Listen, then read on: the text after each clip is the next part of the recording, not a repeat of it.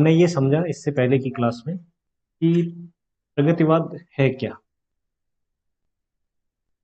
और साथ ही साथ इसका उदय किस तरीके से होता है। क्योंकि मार्क्स की विचारधारा से प्रभावित था, मार्क्स ने जो एक सिद्धांत दिया था, द्वंदात्मक भौतिकवाद का जो सिद्धांत था, उसी पर आधारित है। राजनीति विज्ञान में जो साम्यवाद या समाजवाद, कई नामों से जाना जाता है, वही साहित्य में आकर क्या हो जाता है, प्रगतिवाद हो जाता है। प्रगतिशील एक विचारधारा है, प्रगतिवाद उसी का साहित्यिक स्वरूप है। ये ध्यान में रखना हमेशा के लिए।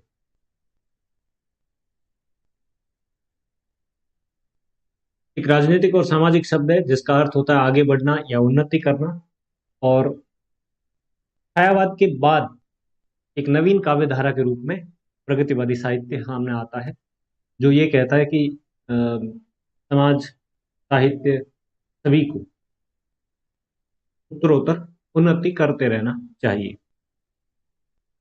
ये ऐसे लोगों का समूह है या इस तरीके की बात करने वाले लोगों का समूह है, इस तरीके की विचारधारा है जो कहती है कि आर्थिक और सामाजिक स्तर पर समानता लाई जाए और इन स्तरों पर समाज में परिवर्तन और सुधार हो।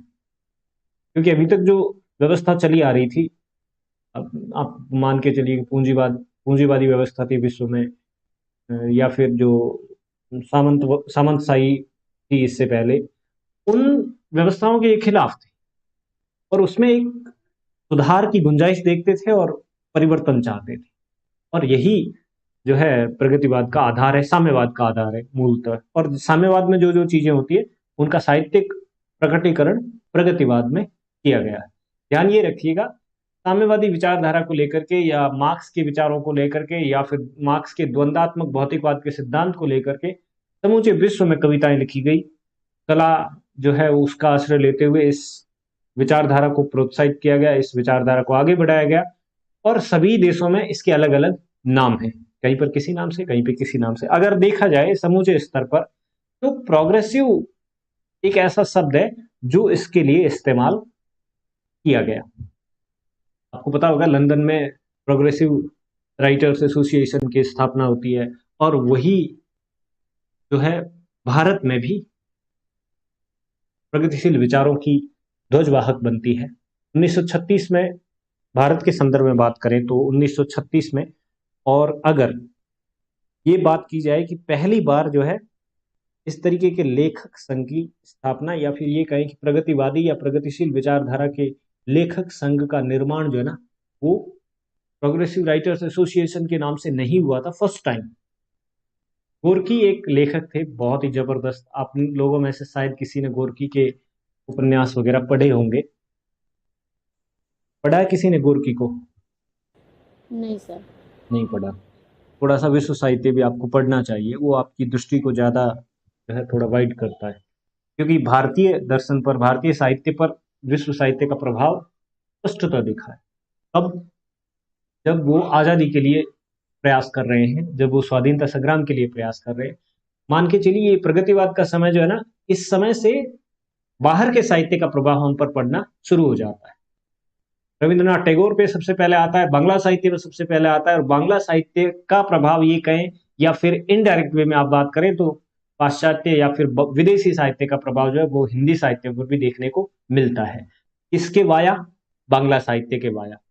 बांग्ला साहित्य में सबसे पहले भारत में जो है विदेशी प्रभाव दिखाई देता है। विदेशी सिद्धांतों का, मनोवैज्ञानिक सिद्धांत हो, चाहे वो सामाजिक सिद्धांत हो, चाहे वो राजनीतिक सिद्धांत हो, चाहे वो मानववाद से संबंधित सिद्धांत हो, हर स्तर पर जो है बांग्ला साहित्य विदेशी सिद्धांतों को अपने साहित्य में स्थान देता है। उसके हिसाब से वो वस्तु वर्णन करता है, उसके हिसाब से पात्रों की जो है प्रकृति रचता है और साहित्य निर्माण करता है। फिर ये प्रभाव जो है हिंदी पर देखा गया। गोरकी ने 1934 में, तब 1934 में एक ऐसे संघ की, लेखक संघ की स्थापना की थी जो प्रगतिवादी विचारधारा को महत्वपूर्ण मानता था। ध्यान रखिएगा, इसका नाम गोरकी ने जो 1934 में रूस में स्थापित किया था। गोरकी रूस के साहित्यकार हैं, और रूस में जो क्रांति हुई थी, साम्यवादी क्रांति हुई थी, उसमें गोरकी के एक उपन्यास, मैंने इसके बारे में आपको जो है मार्क्सवाद वाली वीडियो में बहुत अच्छे से बताया कि किस तरीके से जो है लेखन प्रक्रिया समूचे देश को प्रभावित करती है। गोरकी का एक उपन्यास प्रकाशित हुआ था माँ शीर्षक से, हिंदी वर्जन आप माँ ही कहेंगे।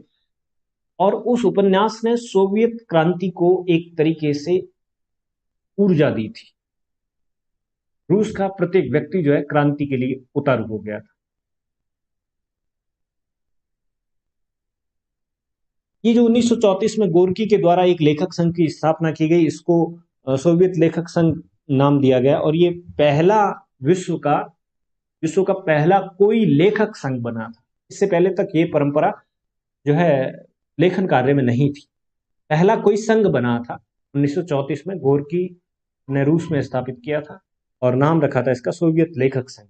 और ये संघ जो था ये प्रगतिवादी विचारधारा को ही ज्यादा महत्व देता था, यानी कि मार्क्स के जो द्वंदात्मक भौतिकवाद का जो सिद्धांत है, उस विचारधारा को ये लेखक संघ ज्यादा महत्व देता था और उसी तरीके की टिप्पणियां करता था, उसी तरीके के साहित्य रचना को ये जो है प्रोत्साहित किया करता था। बाद में 1935 में आपको बताया कि पेरिस में जो हेनरी बारबूस है, उनकी पहल पर, उनके कहने पर एक लेखक संघ की स्थापना होती है। और ये लेखक संघ पूरी तरीके से प्रगतिवादी विचारधारा को ही अपनाता है और नाम भी इसका वही रहता है, प्रोग्रेसिव राइटर्स एसोसिएशन। लेकिन हेनरी बारबूस जो थे वो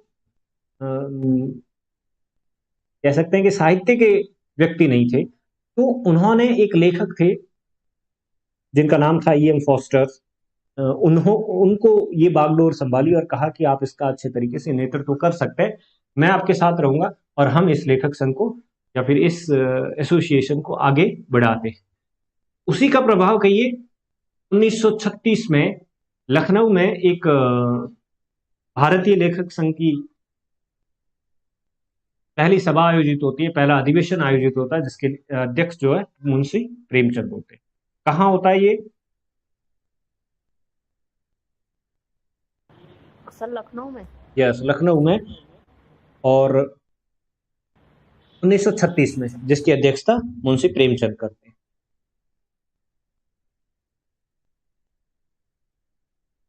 उसमें क्या कहा गया था, क्या बात हुई थी, ये सब आपको बताया था। 35 में ई एम फोस्टर्स ने प्रोग्रेसिव राइटर्स एसोसिएशन नाम की एक संस्था की नींव पेरिस में रखी थी। लंदन में भारतीय लेखक संघ यानी कि भारतीय प्रगतिशील लेखक संघ की स्थापना हुई थी और उसका पहला अधिवेशन किया गया लखनऊ में। मुल्कराज आनंद और सज्जाद जहीर ने मिलकर के भारत के संदर्भ में 1936 में प्रगतिशील लेखक संघ की स्थापना की और इसका अधिवेशन बुलाया गया लखनऊ में 1936 में। भारत में साहित्यिक आंदोलन के रूप में प्रगतिवाद का इतिहास अगर देखा जाए तो 1936 से 1956 तक के समय को तरजीह दी जाती है।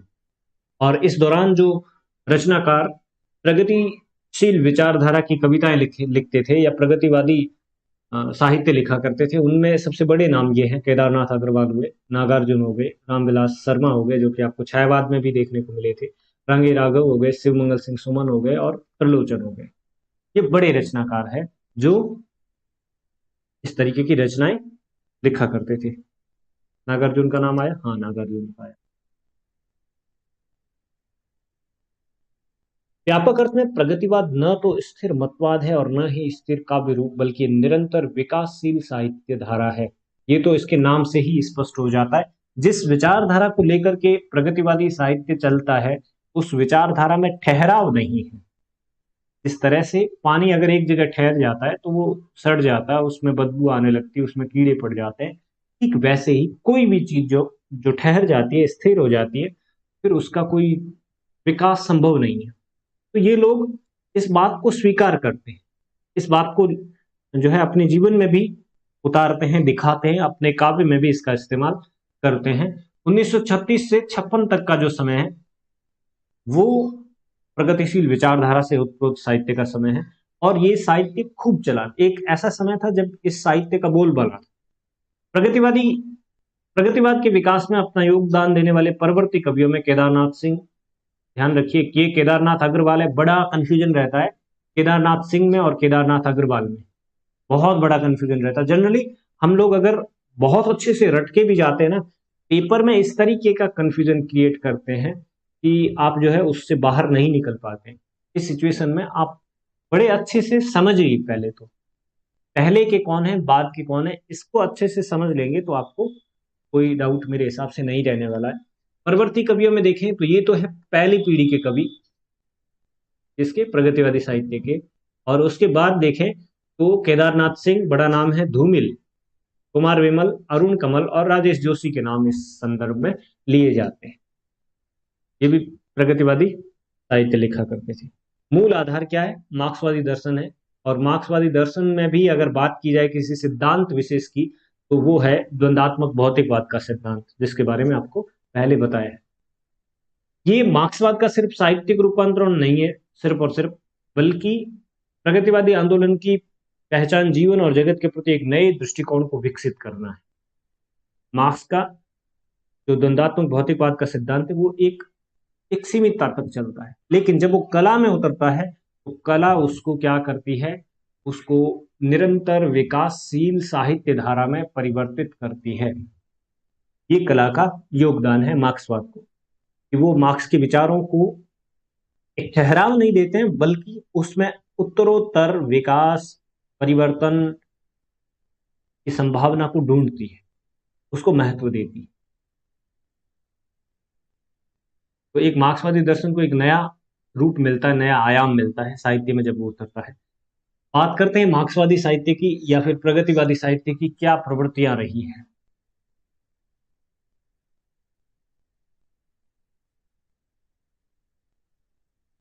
प्रगतिवाद वैसी साहित्यिक प्रवृत्ति है जिसमें एक प्रकार की इतिहास चेतना आपको देखने को मिलेगी, सामाजिक यथार्थ दृष्टि देखने को मिलेगी। इसका मतलब क्या हो गया सामाजिक यथार्थ दृष्टि का, कि इन कवियों ने सामाजिक जीवन को उसी रूप में प्रस्तुत किया है जिस रूप में वो अपनी खुली आंखों से देखते। कल्पना का, अतिशयोक्ति का या फिर मनगढ़ंतता का यहाँ पर उन्होंने स्थान देने की कोशिश नहीं की है। जीवन जैसा है उसको उसी रूप में प्रस्तुत किया गया है इन कवियों के द्वारा। इसके बाद प्रगतिवाद का एक जो दूसरा संस्करण कह लीजिए आप, या फिर प्रगतिवाद का जो प्रगतिशील रूप है वो कह लीजिए आप, उसमें नग्न यथार्थ का वर्णन है। ये ऐसा यथार्थ है जो दिख रहा है उसको कविता के कलेवर में रखा है। और जनरल सी बात है, कविता कभी भी कल्पनाओं से और कलात्मकता से मुक्त नहीं हो सकती है, उसमें कल्पना कलात्मकता तो रहेगी। जब दूसरा इसका स्वरूप आया जिसमें ये कहा गया कि ये तो यथार्थ का नग्न स्वरूप है, उस नग्न स्वरूप की चर्चा जरूर की गई, उस नग्न स्वरूप पर कविताएं जरूर लिखी गई। किसका नग्न स्वरूप? यथार्थ का। जो कवि देख रहा है उसको एज इट इज लिखना, वो है उसका नग्न स्वरूप। और एक ये होता है जो कवि देख रहा है उसको कुछ उड़ा करके, उसमें कुछ सुधार करके, उसमें कुछ जो है पॉजिटिव चीजें निकालता है, और बिल्कुल नकारात्मक या दर्जे से खारिज नकारात्मकता को वो अंकित नहीं करता है साहित्य में, क्योंकि साहित्य एक तरीके से देखा जाए तो मंगल का सूचक होता है। लेकिन उत्तर के प्रगतिवादी कवियों ने क्या किया है, जैसा उनको दिखा, क्रूर समाज दिखा तो उसको क्रूर दिखाया, घटिया मनोवृत्तियां समाज की दिखी तो उसे घटिया दिखाया, जैसा था उसको एज इट इज दिखाया। जैसे आप कैमरे से फिल्म बनाते हैं और उस फिल्म में वही दिखता है जो आप दिखाना चाहते हैं, जो आप देखते हैं, करेक्ट। और एक ये होता है कि आप उसको एडिट करके, कुछ काट छांट करके, और है तो वो भी यथार्थ, लेकिन उसमें एक एक कलात्मक तेवर दिया जाता है, उसमें एक कलात्मक रूप प्रदान किया जाता है उसे। तो प्रगतिवाद की जो शुरुआती रचनाएं हैं वो सामाजिक यथार्थ की रचनाएं हैं। कला के हिसाब से उसको थोड़ा सा क्या किया गया है, सुधार किया गया है। कल्पना नहीं डाली गई, लेकिन वही चीज दिखाई जो एक सामाजिक को दिखनी चाहिए, एक सामाजिक को पढ़नी चाहिए, एक सामाजिक को समझनी चाहिए। दूसरा जब इसका स्टेज आता है, दूसरा जब इसका पोर्शन की कविताएं पढ़ते हैं हम, तो वहां पर नग्न स्वरूप है समाज का, यथार्थ का। वर्ग चेतन विचारधारा को एक तरफ से देखें तो प्रोत्साहित भी करती है। कैसे प्रोत्साहित करती है? मार्क्स द्वंदात्मक भौतिकवाद में मानते हैं कि समाज दो वर्गों में बटा हुआ है, ठीक है, और वो वर्ग है, एक अमीर वर्ग है, पूंजीपति वर्ग है, और एक गरीब वर्ग है। इन दोनों वर्गों के बीच एक बहुत बड़ा अंतर है, एक बहुत बड़ी खाई है, और उस खाई को पाटने का काम कौन करता है? मार्क्स का द्वंदात्मक भौतिकवाद का सिद्धांत, जो साहित्य में और कला में आकर के प्रगतिवादी सिद्धांत बन जाता है, प्रगतिवादी काव्य बन जाता है, प्रगतिवादी रचना बन जाता है। ये क्या करेगी? ये उन लोगों को उकसाएगी जो प्रताड़ित किए जाते हैं, जिन पे अत्याचार होते हैं, जिनके साथ शोषण किया जाता है, उन लोगों को उकसाती है, उन लोगों को प्रेरित करती है। और जो पूंजीपति वर्ग है या जो अमीर वर्ग है, जो अपने आप को सर्वे सर्वा मानता है, उस वर्ग का निस्तनाबूद करेगी, उसे अपने बराबर लाकर रख देगी। अब अपने बराबर लाने का अर्थ कतई ये नहीं है कि वो उन्हें भी गरीब बना देगी, नहीं। खुद का विकास करना, सामने वाला जो है उसको उसी स्तर पर लेकर आना जिसमें वो है, अर्थात जितनी मेहनत वो कर रहे हैं उतनी मेहनत वो करे, तो उन दोनों को बराबर पैसा मिले।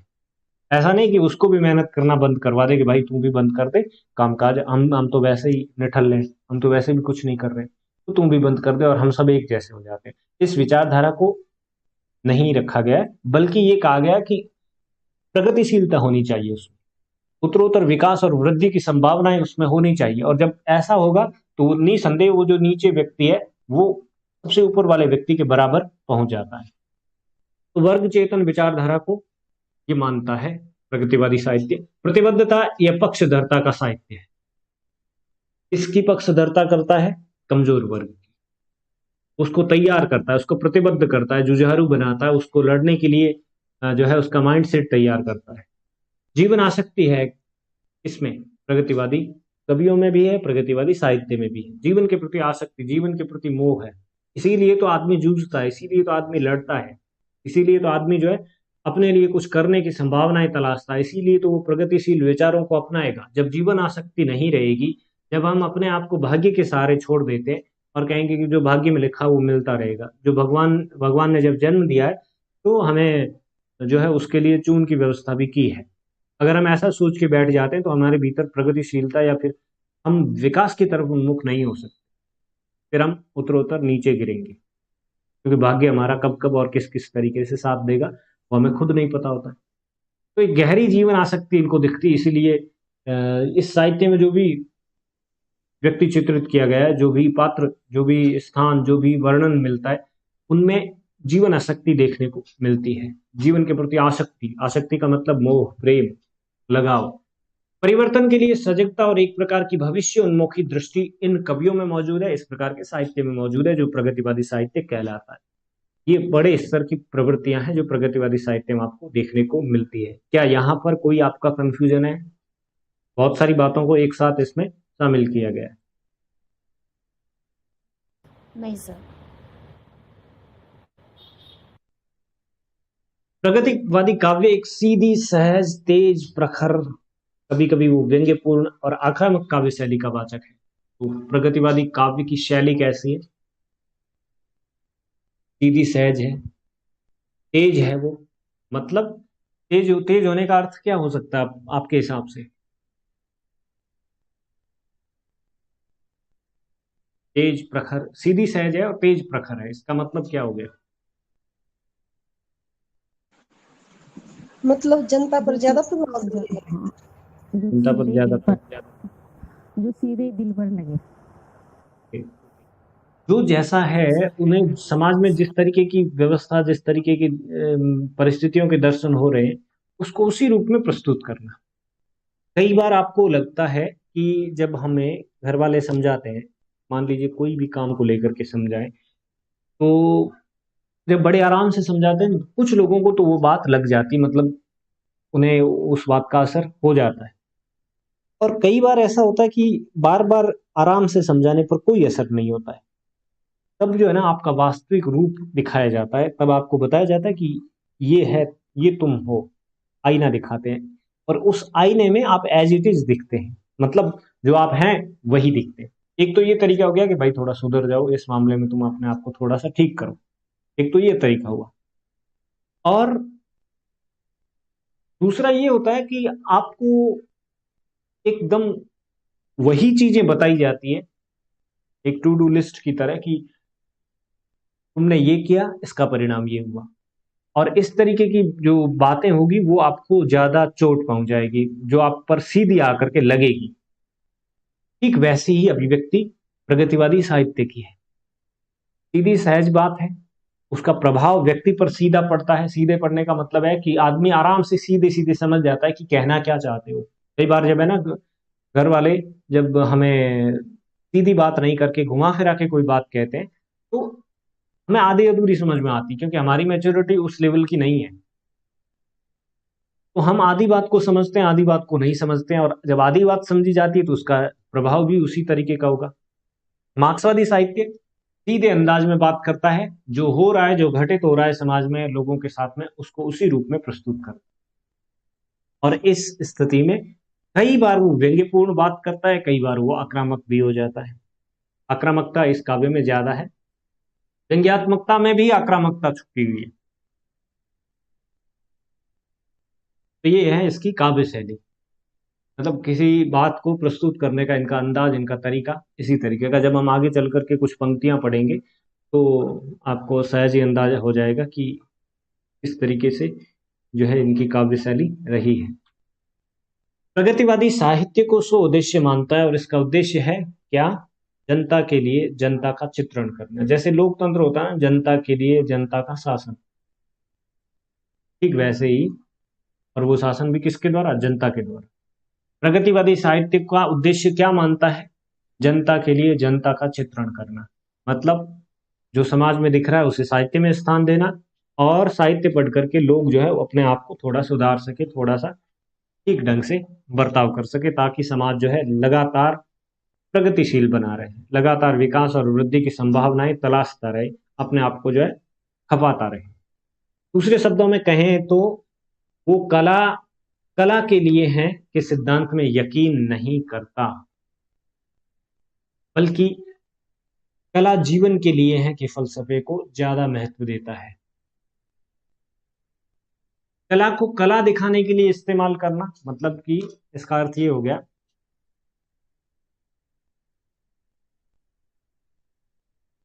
कोई भी रचना हो गई, जैसे मान लीजिए कोई काव्य संग्रह हो गया या फिर कोई नाटक हो गया, उस नाटक को एक तो ये होता है कि सिर्फ एंटरटेनमेंट के पर्पज से देखा जाए, सिर्फ कला के पर्पज से देखा जाए।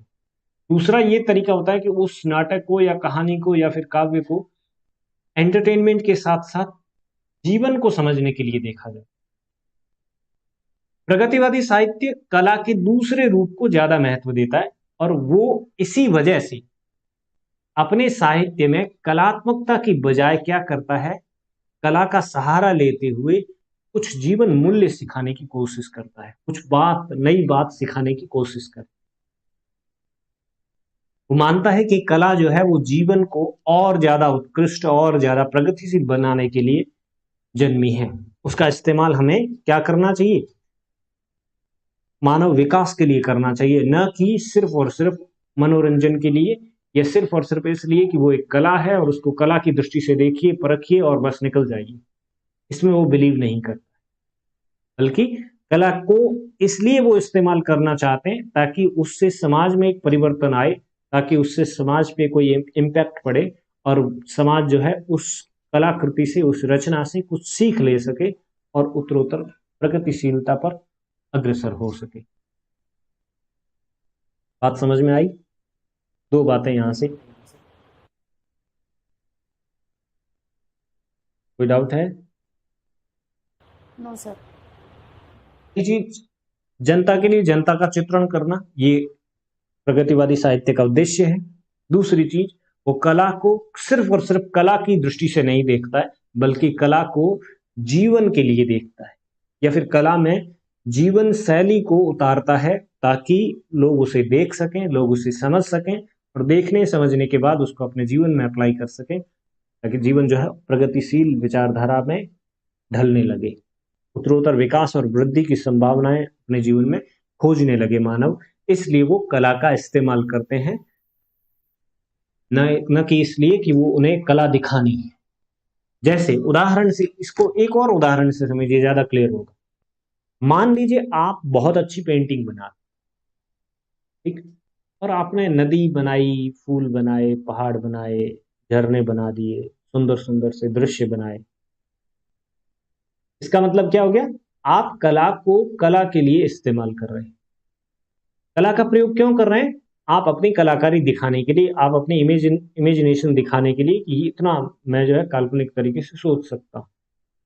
दूसरा ये होता है कि आप, वही व्यक्ति पेंटिंग जानता है, लेकिन इसका प्रयोग जीवन में प्रगतिशीलता की विचारधारा को अपनाते हुए अगर वो कला में इसका प्रयोग करे और एक ऐसा चित्र बनाए जो किसी मजदूर का है, और वो मजदूर जो है जब काम करना शुरू करता है तो थोड़ा सा काम करता है, उसके बाद वो लगातार अनवरत उसमें जारी रहता है, तो वो बहुत कुछ परिवर्तित कर देता है, बहुत कुछ सुंदर बना देता है, बहुत कुछ जो है बदलाव ला देता है। जब पहली बार वो वही व्यक्ति चित्र बना रहा था नदी, पहाड़, झरने, फल फूल इत्यादि के, या फिर किसी स्त्री के या किसी पुरुष का चित्र बना दिया सुंदर सा, तो वो सिर्फ क्या कर रहा है, कला को कला के नजरिए से देख रहा है।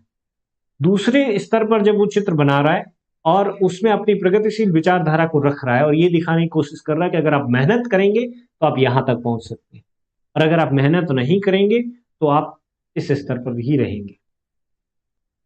तो जो दूसरा हिस्सा है, या फिर ये कहें कि जो दूसरा चित्र बनाया है, वो प्रगतिवादी विचारधारा को या प्रगतिवादी तरीके को ज्यादा प्रभावित करता है।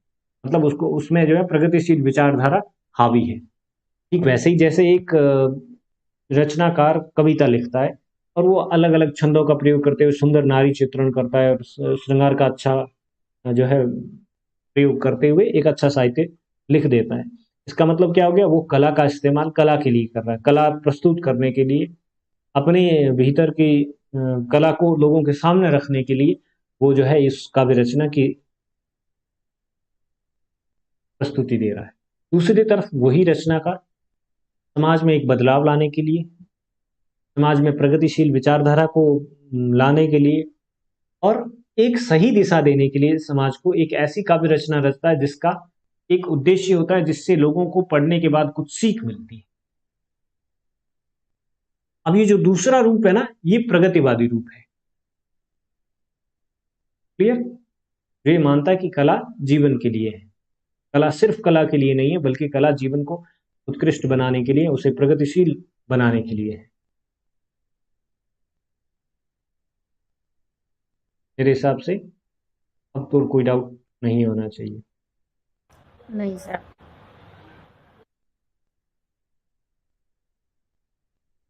प्रगतिवाद आनंदवादी मूल्यों की बजाय, ये लाइन भी ध्यान से समझना, आनंदवादी मूल्यों की बजाय भौतिक उपयोगितावादी मूल्यों में ज्यादा विश्वास करता है। दोनों मूल्य क्या है? आनंदवादी मूल्य, जैसे मैंने कहा कि एक रचनाकार कोई काव्य लिखता है, उसमें दिखाता है कि एक ऐसा सूरवीर नायक होता है और वो इस तरीके से पहले उसकी सूरवीरता का वर्णन किया जाता है वीर रस में, फिर किसी नायिका पर मोहित हो जाता है और फिर उस नायिका के रूप रंग का वर्णन किया जाता है और अंत में दोनों मिल जाते हैं, एक सुंदर कलाकृति बन जाती है जो आनंद प्रदान करती है। ये है कविता के, काव्य के आनंदवादी मूल्य जो आपको आनंद प्रदान करेंगे। दूसरे वो मूल्य होते हैं जिसमें उपयोगिता समझाई जाती है, जीवन की, भौतिक जगत की उपयोगिता समझाई जाती है। ये मनुष्य जन्म मिला है, इसमें तुम्हें क्या करना है? अपने समाज को थोड़ा सा आगे ले जाना है, थोड़ा सा विकसित परंपरा की तरफ ले जाना है, विकासशील परंपरा पर अग्रसर करना समाज। तो दूसरे प्रकार को ज्यादा महत्व देता है कौन? प्रगतिवादी साहित्य।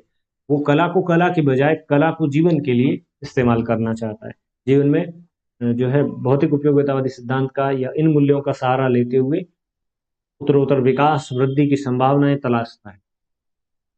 करेक्ट?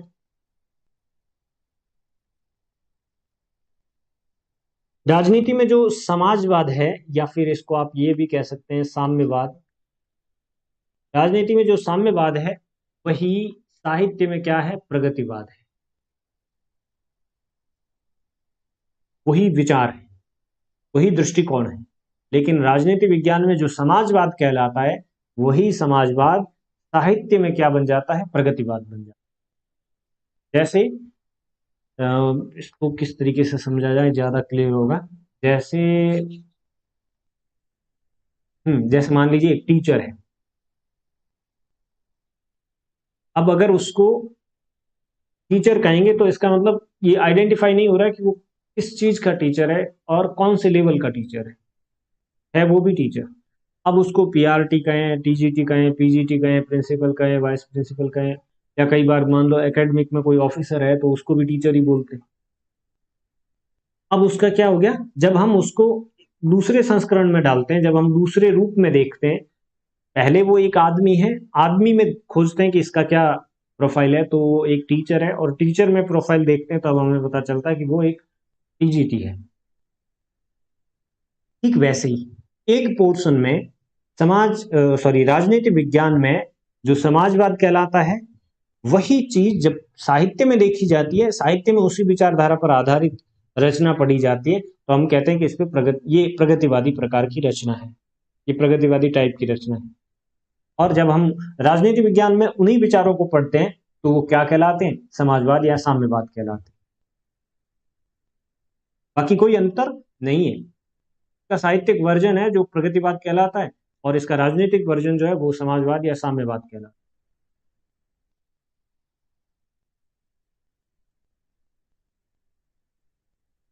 अब इन शॉर्ट अगर देखा जाए, ये समूची प्रवृत्तियां हैं प्रगतिवादी साहित्य की। अब इन शॉर्ट में एक बार देखिए, ये एक नया दृष्टिकोण था। पहली चीज, नया दृष्टिकोण कैसे था, इससे पहले जो भी विचारधारा चलती थी वो लगभग एक जैसी थी, जैसे पूंजीवादी विचारधारा। तो हमारे यहाँ पर राजा प्रजा की परंपरा पहले से थी।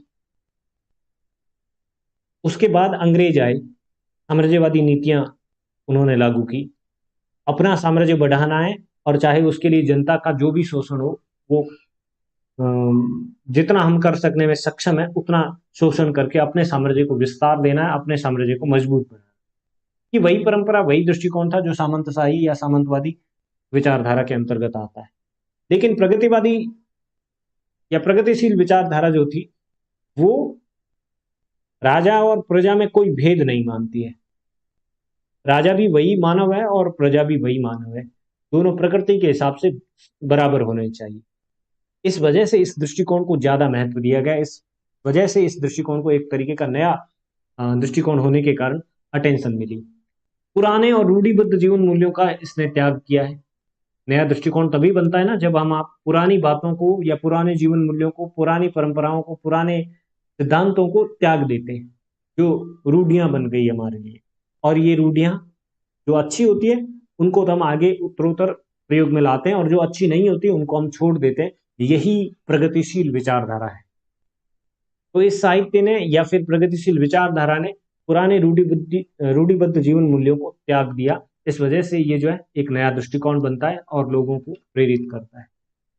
आध्यात्मिक और रहस्यात्मक अवधारणाओं के स्थान पर लोक आधारित अवधारणाओं को मानता है, क्योंकि आध्यात्मिक और रहस्यात्मकता से युक्त अवधारणाएं आपको इससे पहले के साहित्य में यानी कि छायावाद में देखने को मिलती है, और जो भाग्य, ईश्वर, इन सब में ज्यादा बिलीव करते हैं। प्रगतिवादी विचारधारा के रचनाकार या प्रगतिवादी साहित्य जो है वो लोक आधारित अवधारणाओं को ज्यादा महत्व देता है। जैसे जैसे मार्क्स की द्वंदात्मक भौतिकवाद का सिद्धांत, वो लोक आधारित अवधारणा है। तो ये दिखाता है कि समाज विकसित कैसे हो सकता है, समाज की शुरुआत कैसे होती है, समाज बना कैसे है, समाज में किस किस तरीके के लोग रहते हैं, इन सब का अध्ययन करता है। दूसरी तरफ प्रगतिवाद से पहले का जो साहित्य है वो रहस्यात्मकता, आध्यात्मिकता, कल्पना, इन सब चीजों को ज्यादा महत्व देता है। हर तरह के शोषण और दमन का विरोध कर रहा है, चाहे वो आपके जात पात पर आधारित हो, चाहे वो आपके सामाजिक रुतबे पर आधारित हो, चाहे वो आपके धन दौलत के स्तर पर हो। हर स्तर पर शोषण और दमन का ये साहित्य विरोध करता है। इसी वजह से, क्योंकि हमेशा ध्यान रखना, जनता या सामाजिक लोग जो होंगे ना, वो लोग ज्यादा होंगे जो शोषण का शिकार हुए। ये रेशियो रहेगा। ये शोषण करता है यानी कि शोषक है, और ये शोषित है। अब देखिए, प्रगतिवादी साहित्य को कौन लोग पसंद करेंगे, ये लोग, शोषित लोग, क्योंकि इस साहित्य में इन शोषित लोगों की बात को उठाया गया है, इनका मनोबल दुरुस्त किया गया है। दूसरी तरफ ये साहित्य शोषक वर्ग के विरोध में होगा, इस वजह से शोषक वर्ग के लोग इस साहित्य को क्या करेंगे, काटेंगे, इसको प्रोत्साहित कभी नहीं करेंगे। जो पूंजीपति वर्ग है, जो मिलों के मालिक है, फैक्ट्रियों के मालिक है, साम्राज्यवादी ताकतें हैं, या फिर सत्ता जिसके हाथ में है और वो अपनी मनमानी कर रहा है, ऐसे लोग कभी भी प्रगतिवादी साहित्य को महत्व नहीं देते हैं। क्यों? क्योंकि ये उनके खिलाफ एक तरीके की आवाज बुलंद करने का काम करता है। तो ये साहित्य हर तरह के शोषण और दमन का विरोध करता है। धर्म, और जब हर तरह के शोषण और दमन का विरोध करता है तो इसमें आपको बताया कि किस स्तर पर विरोध होता है। धर्म पर आधारित, लिंग पर आधारित, नस्ल, भाषा, क्षेत्र पर आधारित, इस तरीके के शोषण का शिकार आम व्यक्ति होता है। और प्रगतिवादी साहित्य इन्हीं बातों को उठाते हुए कहता है कि ये गैर हरकतें हैं, ये हरकतें नहीं होनी चाहिए समाज में। सब लोग जो है धर्म के आधार पे, चाहे वो किसी भी धर्म में दीक्षित है व्यक्ति, चाहे वो किसी लिंग का है, स्त्री है, पुरुष है, कुछ भी है, उस आधार पे, नस्ल के आधार पे, भाषा के आधार पे, क्षेत्रीयता के आधार पे व्यक्ति के साथ किसी प्रकार का शोषण या फिर भेदभाव नहीं होना चाहिए। सब लोग बराबर हैं, क्योंकि सब लोग क्या है, प्रकृति के उन्हीं 5 तत्वों से निर्मित है। सबके भीतर वही खून बहता है, सब उसी तरीके से सांस लेते हैं, कोई जीवन प्रक्रिया उनकी अलग नहीं है। हम सब की जीवन प्रक्रिया एक ही जैसी है, इस वजह से हम सब लोग बराबर हैं। तो ये बराबरी का क्या कर रहा है, साथ दे रहा है और गैर बराबरी का विरोध कर रहा है। स्वतंत्रता, समानता और लोकतंत्र में ये विश्वास रखता है। ये ध्यान रखना, प्रगतिवादी साहित्य या फिर प्रगतिशील विचारधारा अगर लोकतंत्र में ठीक ढंग से शामिल कर ली जाए तो ये बहुत अच्छी व्यवस्था बन सकती है। लेकिन क्योंकि जब शासन किसी एक के हाथ में आता है तो उसमें निहित शक्तियों का वो दुरुपयोग करना शुरू कर देता है, और जब वो ऐसा करता है, इसकी वजह से फिर अराजकता की स्थिति उत्पन्न हो जाती है। तो यहाँ पर ये आकर के फ्लॉप हो जाती है साम्यवादी विचारधारा या फिर प्रगतिशील विचारधारा। अगर लोकतंत्रात्मक तरीके से की जाए तो ये बहुत अच्छी व्यवस्था बन जाती है। जैसे रूस का स्ट्रक्चर थोड़ा सा अलग है ना, चाइना में भी साम्यवाद है, रूस में भी, लेकिन रूस में उसका स्ट्रक्चर थोड़ा सा लोकतांत्रिक बनाया गया है, और चाइना में लोकतांत्रिक होते हुए भी वहां पर आप जो है अराजकता की स्थिति देखते हैं।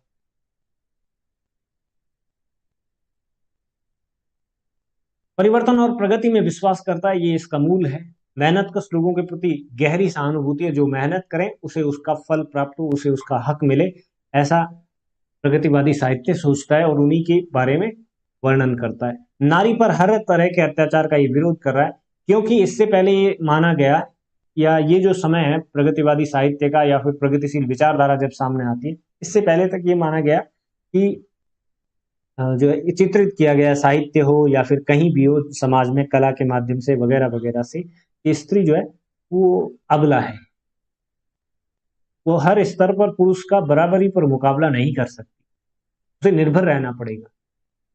लेकिन इस साहित्य ने स्त्री पुरुष में, क्योंकि ये साहित्य क्या करता है, लिंग आधारित गैर बराबरी का भी विरोध करता है।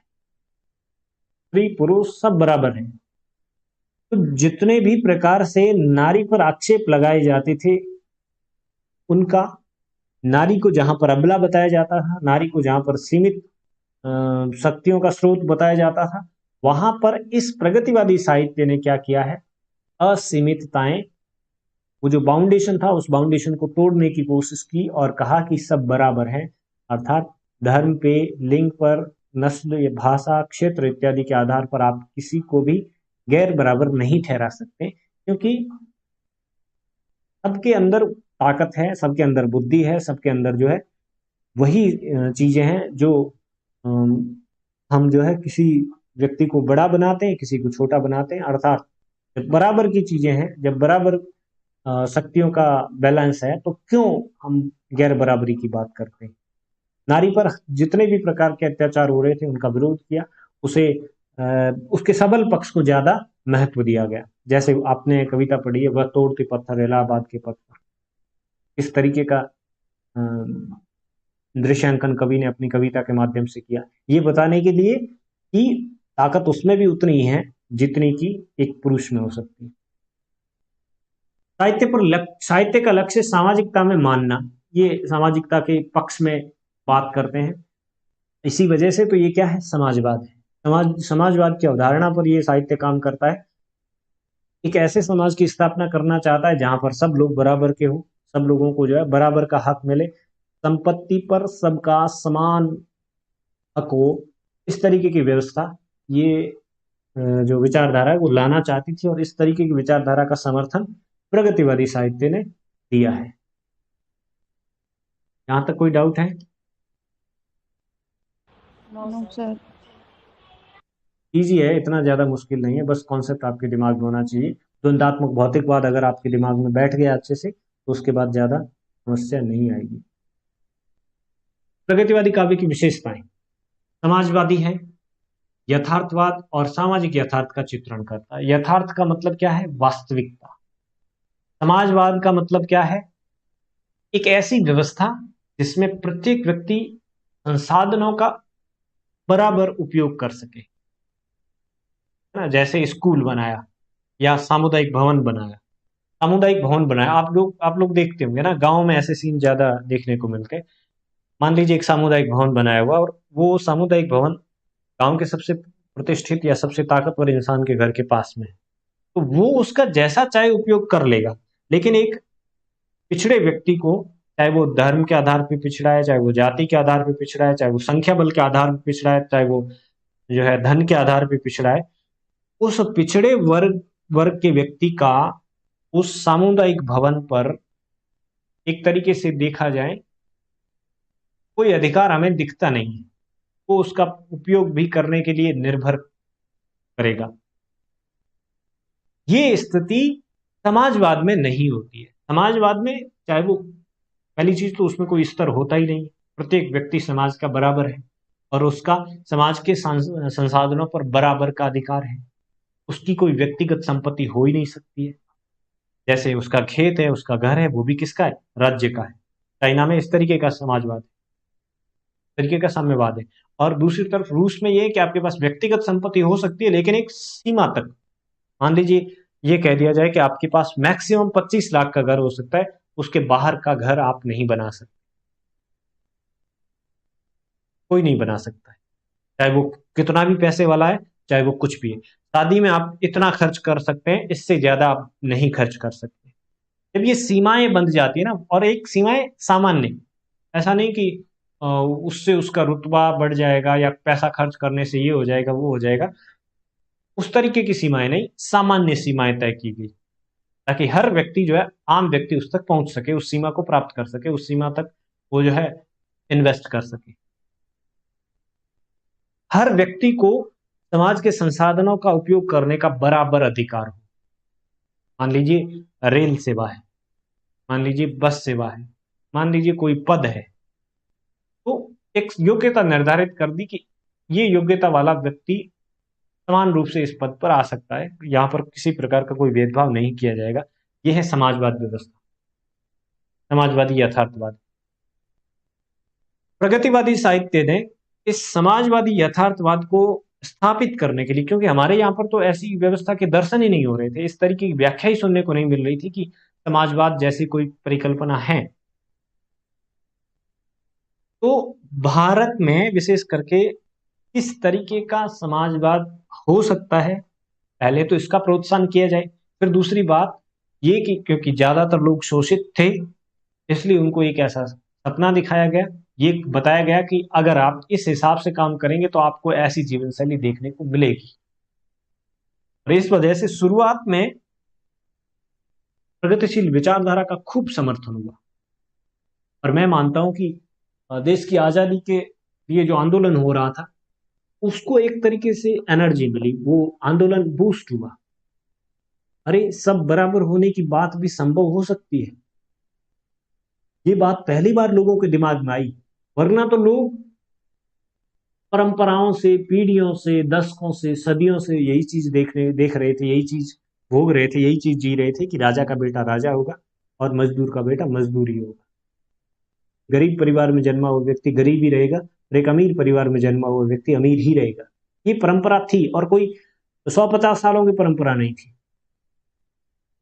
ये सदियों की परंपरा थी हमारे यहाँ पर। तो उसको बदलना, इसकी पहली विशेषता, पहली प्रवृत्ति क्या बताइए कि इसमें एक नया दृष्टिकोण दिया गया। और इतना इंटरेस्टिंग था कि समाज के सबसे पिछड़े व्यक्ति को भी इसमें आनंद आता। सबसे ज्यादा तो मैं कहूंगा उसी को आनंद आता होगा, क्योंकि वो बराबरी के मुकाम पे खड़ा हो सकता है, ऐसा वो सोचता भी नहीं था। अब वो इस दृष्टिकोण की वजह से, इस सिद्धांत की वजह से वो ऐसा सोच भी रहा है। और जब वो ऐसा सोच रहा है तो जनरल सी बात है, वो सामाजिक व्यक्ति, और साहित्य क्या करता है, समाज के भीतर मौजूद लोगों का चित्रण करता है। सामाजिक यथार्थ का चित्रण भी हुआ। प्रकृति के प्रति लगाव, लेकिन ये ध्यान रखना यहां पे रहस्यात्मकता नहीं है।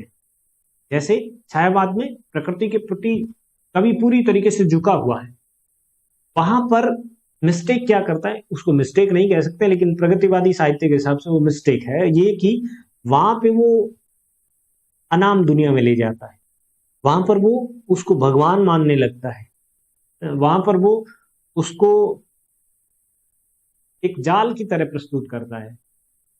प्रगतिवादी साहित्य उसको भौतिक स्वरूप, उसके भौतिक स्वरूप में ज्यादा विश्वास करता है। जैसे पेड़, छायावादी कवि जब उसका वर्णन करेंगे तो उसको रहस्यात्मकता में घुसा देंगे और कहेंगे ये तो कोई भगवान शिव का अवतार है, ये है वो है, इस तरीके की शक्तियां हैं वो है, इस तरीके का चित्रण करेगा जो एक आम व्यक्ति के हिसाब से नहीं होगा, बल्कि एक ऐसे व्यक्ति के लिए होगा जो सिर्फ कला में रुचि रखता है। दूसरी तरफ प्रगतिवादी साहित्य में उसी पीपल के पेड़ का या उसी पेड़ का चित्रण किया गया है, लेकिन उसका उपयोगितावाद के सिद्धांत के आधार पर किया गया है कि इस पेड़ से हमें क्या क्या मिल सकता है। अगर हम इस पेड़ का संरक्षण करते हैं, इसको पानी पिलाते हैं, तो ये पेड़ हमारे जीवन को कैसे जो है अच्छा बना सकता है, उत्तम बना सकता है, कैसे ये हमारे विकास में मदद कर सकता है। जैसे इसकी कुछ टहनियां काट के हम आग जलाने के लिए काम में ले सकते हैं। जैसे इसका अगर ये पेड़ सूख जाता है कुछ वर्षों बाद, तो इसका तना काट के हम अपना घर बना सकते हैं। तो प्रकृति के प्रति लगाव तो पैदा किया, लेकिन उपयोगितावाद के साथ किया। प्रकृति को रहस्यमयी तरीके से इन्होंने नहीं प्रस्तुत किया, बल्कि उपयोगितावाद के सिद्धांत को ध्यान में रखते हुए इन्होंने प्रकृति को प्रस्तुत किया। नारी प्रेम, ये दिखता है, रीजन ये है कि जिस भी स्तर पर समाज में शोषण हो रहे थे, उनका विरोध प्रगतिवादी साहित्य करता है, क्योंकि सबको बराबर लाने के लिए समाज में दमन की नीति या फिर शोषण की नीति को तो आपको सिरे से खत्म करना पड़ेगा, तभी बराबरी आ सकती है। वरना ये हो जाएगा कि आदमी कहेंगे कि सब बराबर की बात तो है ना, सिर्फ आदमियों में हो सकती है, पुरुषों में हो सकती है, नारियों में नहीं हो सकती। वो तो घर के अंदर रहती है, वो तो अबला है, वो तो वैसे ही अक्षम है, इस तरीके की बातें होगी। नारी के प्रति प्रेम इस साहित्य में इसलिए ज्यादा दिखाया गया क्योंकि पहले नारी के एक अलग ही स्वरूप की चर्चा की गई, उसे कोमलांगी के रूप में प्रस्तुत किया गया, उसके अबला के रूप में प्रस्तुत किया गया, उसे निर्भर चरित्र के रूप में प्रस्तुत किया गया, उसे जीवन का आधे हिस्से के रूप में प्रस्तुत किया गया, सिर्फ कि है ना, इसका जीवन आधा है और पुरुष का जीवन अपने आप में परिपूर्ण है। पुरुष हर स्तर पर जूझ सकता है, नारी नहीं कर सकती ऐसा। तो प्रगतिवादी साहित्य ने नारी प्रेम का चित्रण करते हुए ये बताया कि ये भी उतनी ही समर्थ, शक्तिवान और सशक्त है जितना कि पुरुष है, इसलिए लिंग के स्तर पर भी किसी प्रकार का भेदभाव नहीं होना चाहिए, सब बराबर की परिकल्पना यहां पर भी लागू होती है। इसने राष्ट्रीयता को एक तरीके से कहे तो ज्यादा प्रोत्साहित किया है। रीजन क्या? रीजन ये रहा कि जितने भी साम्यवादी क्रांतियां हुई है वो राष्ट्रीय स्तर पर हुई है, समझ रहे? रूस की क्रांति, अमेरिका की क्रांति, सब राष्ट्रीयता के स्तर पर हुई है। हमारे यहाँ भी क्रांति राष्ट्रीयता के स्तर पर ही हुई है, तभी जाकर के वो सफल हुई है। जब पहले 1857 की क्रांति के पीछे असफलता का सबसे बड़ा कारण क्या बताया जाता है, ये कि राजा महाराजा अपने अपने स्तर पर लड़े। इधर एक तरफ तात्या टोपे झांसी की रानी लड़ रहे हैं, दूसरी तरफ बंगाल से कोई राजा लड़ रहा है, जिसके साथ शोषण हुआ, जिसके साथ अंग्रेजों ने बुरा बर्ताव किया, वो अपने स्तर पर अकेला लड़ रहा है, एकजुटता नहीं है। और जब अकेला लड़ रहा है, एकजुटता नहीं है, ये इतने सारे लोग, ये इतना सारा परसेंटेज लोगों का बिछड़ा हुआ है, बिखरा हुआ है, इसकी शक्ति का उपयोग हुआ ही नहीं है, तो कैसे जो है स्वतंत्रता की प्राप्ति हो सकती है। इस प्रगतिवादी साहित्य ने एकजुट करने का प्रयास किया और पूरे राष्ट्र को एक ही मानने की बात पर जोर दिया, और इसका परिणाम ये हुआ कि हम 1857 की क्रांति के बाद 1957 तक हमें इंतजार नहीं करना पड़ा, 1947 में ही हम लोग आजाद हो, क्योंकि अब हम समझ चुके थे कि इस तरीके से अपनी अपनी लड़ाई लड़ने से कुछ भी नहीं होने वाला। सबकी लड़ाई को अपनी लड़ाई मानते हुए लड़ने से ही हमें कुछ प्राप्त हो सकता है। प्रगतिवादी साहित्य ने राष्ट्रीयता की विचारधारा को प्रभावित किया, उसे प्रोत्साहित किया। सांप्रदायिकता का ये विरोध करता है, जब सांप्रदायिकता नहीं होगी तभी तो राष्ट्रीयता की विचारधारा आएगी, वरना तो कोई कहेगा कि हम तो सिख हैं, हमारी अलग कम्युनिटी है, हम लोग अपने अपने अपने अलग अलग तरीके से रहेंगे। मुस्लिम लोग कहेंगे हम हमारे तरीके से रहेंगे, हम हमारे तरीके से जो है जीवन निर्वाहन करेंगे। हिंदू लोग कहेंगे हम अपने तरीके से करते हैं।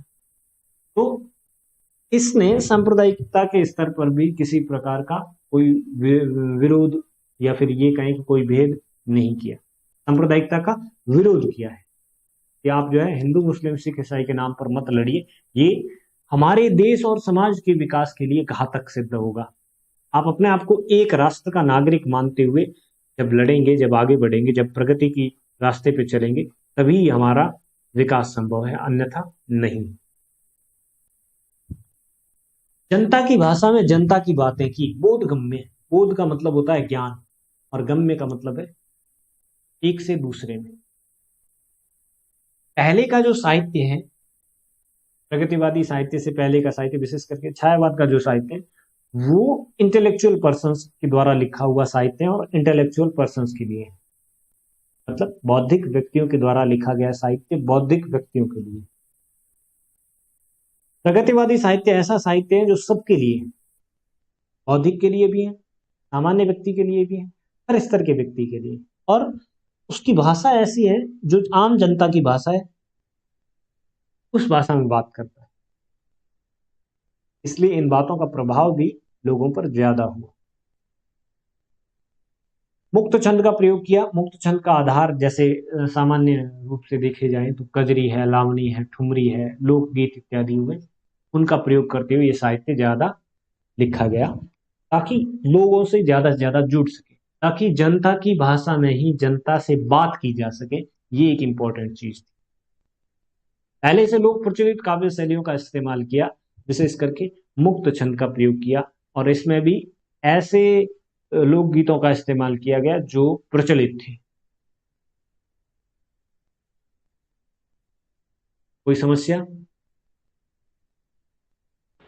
No sir. जैसे कितनी सामान्य सी कविता, लेकिन कितना ज्यादा प्रभाव डालती। कई दिनों तक चूल्हा रोया चाकी रही उदास, कई दिनों तक कानी कुटिया सोई उसके पास, कई दिनों तक छिपकलियों की रही घर में गश्त, कई दिनों तक घर की हालत रही शिकस्त।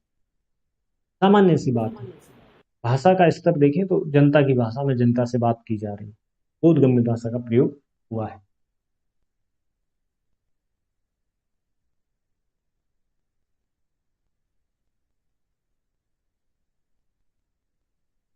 मुक्तक या मुक्त छंद, वो ये एक बात ही है।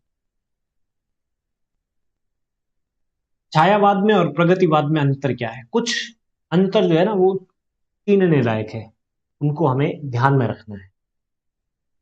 छायावाद में कविता करने का उद्देश्य विशेष रूप से स्वांत सुखाय है, उनके सुख के लिए, अपनी अनुभूतियों को प्रकट करने के लिए, अपने अनुभवों को प्रकट करने के लिए, उस पे उससे जनता का क्या भला होगा, पढ़ने वाले का, पाठक वर्ग का क्या भला होगा, वो छायावादी रचनाकार नहीं सोचता है।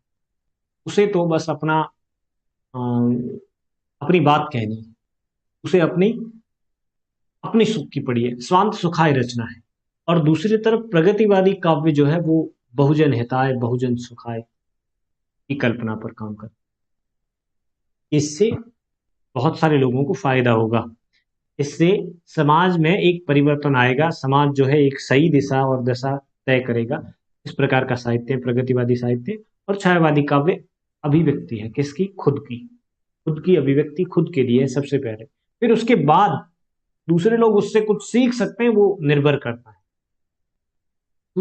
दूसरा जो अंतर है, छायावाद में व्यक्तिक भावना प्रबल है, इसीलिए उस पर व्यक्तिवादिता के आरोप लगते हैं, जबकि प्रगतिवादी साहित्य में सामाजिक भावना ही है, उसमें व्यक्तिवादी भावना नहीं है, सामाजिक भावना ज्यादा है।